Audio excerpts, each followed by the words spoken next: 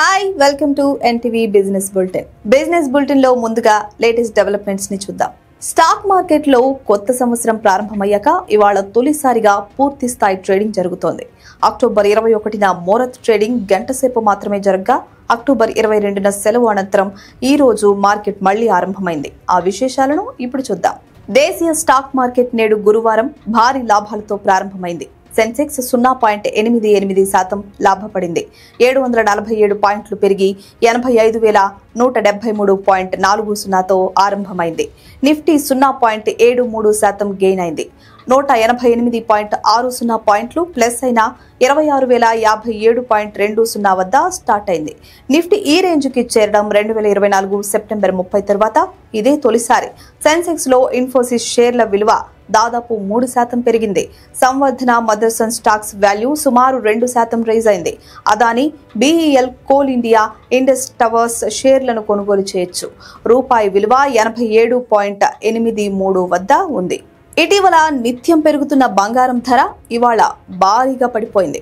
అంతర్జాతీయంగా ఔన్స్ ధర తగ్గడంతో దేశీయంగానూ దిగొచ్చింది. ఈ రోజు వివిధ నగరాల్లో గోల్డ్ రేట్లు ఏ విధంగా ఉన్నాయో చూద్దాం.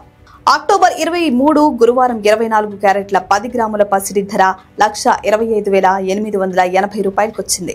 22 క్యారెట్ల 10 గ్రాముల రేటు 1,15,390 రూపాయలకి చేరింది. ఢిల్లీలో 24 క్యారెట్ల గోల్డ్ 1,26,030 రూపాయలు పలుకుతోంది. 22 క్యారెట్ల పుత్తడి ధర 1,15,540 రూపాయలు చెప్తున్నారు.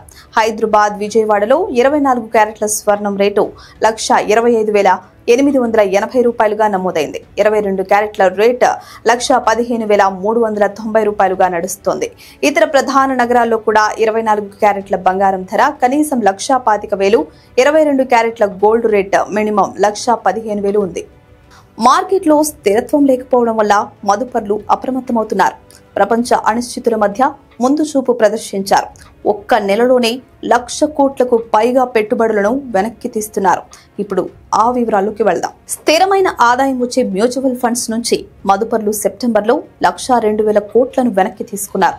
ఈ విషయాన్ని మ్యూచువల్ ఫండ్స్ సంఘం యాంఫీ వెల్లడించింది. ఆగస్టులో 7,980 కోట్లు మాత్రమే విత్డ్రా చేసుకోగా సెప్టెంబర్లో భారీగా ఉపసంహరించుకున్నారు. 16 విభాగాల్లోని ఏకంగా 12 సెక్షన్ల నుంచి పెట్టుబడులు దారిమళ్లాయి.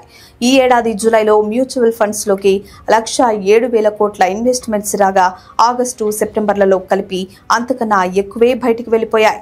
దీంతో డెట్ ఫండ్స్ నిర్వహణలోకి ఆస్తుల విలువ 5% తగ్గి 17.8 లక్షల కోట్లకు పరిమితమైంది. ప్రస్తుత ఆర్థిక సంవత్సరంలోని జూలై, ఆగస్టు, సెప్టెంబర్ క్వార్టర్లో వాహన రంగం పనితీరుపై Grant Thornton India report October 22న విడుదలైంది. గత 3 నెలల కాలంలో జరిగిన ఒప్పందాల గురించి వెల్లడించింది. ఆ వివరాలను తెలుసుకుందాం. గత త్రైమాసికంలో దేశీయ వాహన రంగంలో 30 ఒప్పందాలు జరిగాయి. వాటి విలువ $4.6 బిలియన్ నమోదైంది. రూపాయల్లో చెప్పాలంటే దాదాపు 40,000 కోట్లకు సమానం. ఇందులో టాటా మోటార్స్ $3.8 బిలియన్ ఇటలీకి చెందిన ఇవేకో ఎస్పీఏని కొనుగోలు చేసింది. దీంతో ఈ రంగంలో ఒప్పందాల విలువ అమాంతం పెరిగింది.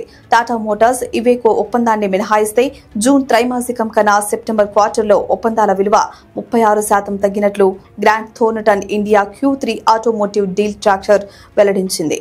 యూకో బ్యాంక్ పేరును చాలా మంది వినే ఉంటారు, కానీ ఆ బ్యాంక్ బ్రాంచ్లను మాత్రం ఎక్కువ శాతం మంది చూసి ఉండరు.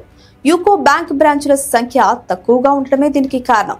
అందువల్ల ఆ లోటును భర్తీ చేసుకునేందుకు బ్యాంకు కీలక నిర్ణయం తీసుకుంది. అదేంటో ఇప్పుడు చూద్దాం. ప్రస్తుత ఆర్థిక సంవత్సరం ముగిసేలోపు అంటే 2026 మార్చి చివరి నాటికి మరో 150 బ్రాంచులను ఓపెన్ చేయనున్నట్లు యూకో బ్యాంక్ ప్రకటించింది. దేశీయంగా తమ ఉనికిని, వ్యాపారాన్ని విస్తరించుకోవాలనుకునే లక్ష్యంతో తాజాగా ఈ నిర్ణయం తీసుకుంది. ఈ విషయాన్ని UCO bank CEO and MD Ashwini Kumar చెప్పారు. సంబంధిత ప్రతిపాదనకు బ్యాంక్ బోర్డు గ్రీన్ సిగ్నల్ ఇచ్చిందని తెలిపారు. దీంతో యూకో బ్యాంక్ ప్రస్తుత బ్రాంచ్ల సంఖ్య 3,322 నుంచి 3,472కు చేరనుంది. ఆటోమేషన్ దిశగా అమెజాన్ చేస్తున్న ఆలోచనలు ఆ సంస్థలోని లక్షలాది మంది ఉద్యోగులను ఆందోళనకు గురిచేస్తున్నాయి. రోబోలు తమను రోడ్డున పడేస్తాయేమోనని వాళ్లు దిగులు చెందుతున్నారు. కానీ ఈ వార్తల్లో నిజం లేదని, పండుగ సీజన్లో అదనంగా 2.5 లక్షల మందిని నియమించుకోవాలి అనుకుంటున్నట్లు కంపెనీ ప్రకటించింది. దీనికి సంబంధించిన మరిన్ని వివరాల్లోకి వెళ్తే, అమెరికా ఈ-కామర్స్ దిగ్గజ సంస్థ అమెజాన్ కాస్ట్ కట్టింగ్ దిశగా అడుగులు వేస్తోందని వార్తలు వస్తున్నాయి. ఉద్యోగుల స్థానంలో రోబోలను ప్రవేశపెట్టాలని, 75% కార్యకలాపాలను ఆటోమేషన్ చేయాలని ప్రణాళికలు రచిస్తున్నట్లు న్యూయార్క్ టైమ్స్ పత్రిక తెలిపింది. ఆ కంపెనీ ప్రతినిధులు సైతం ఇదే చెప్తున్నారు. దీంతో ఇది చర్చనీయాంశంగా మారింది.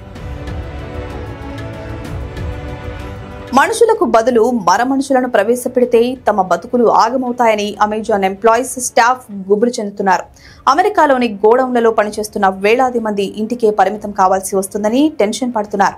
యాంత్రీకరణ వల్ల 1,60,000 మంది నియామకాలు నిలిచిపోతాయని భావిస్తున్నారు.